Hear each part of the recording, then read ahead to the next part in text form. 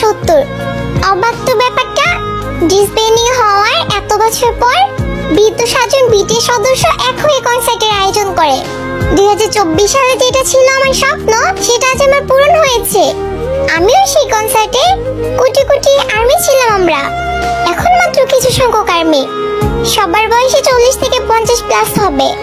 কিছুক্ষণ পর সাতরাজা আসে, তাদের সাথে কিছু ছেলেও আসে। তারা দেখতে হুবহু আমাদের সাতরাজার মতো।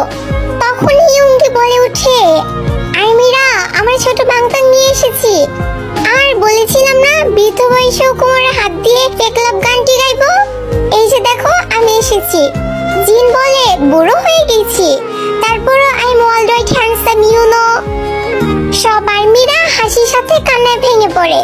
আমাদের ম্যাকমিলান বলে উঠে, তোমরা কান্না করো না, আমাদের কষ্ট হয়, ভালোবাসি তোমাদের অনেক। তাই তো দেখো এই বয়সে আমরা আবার এসেছি। জিহব বলে, I am your hope, you are my hope, I am J Hope. Namjoon বলে উঠে, ভালোবাসি আমি তোমাদের অনেক। থ্যাঙ্কস এত বছর পর আমাদের মনে রাখার জন্য।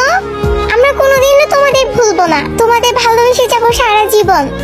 আর্মি এন্ড বিটিএস এর সম্পর্ক সারা জীবন থেকে যাবে, কখনোই এই বন্ধন ভাঙবে না। তারপর তারা একে একে অনেকগুলো গান গায়, সেই মনে করিয়ে দেয় পুরোনো দিনগুলোর কথা। এখন তাদের বিদায়ের পালা।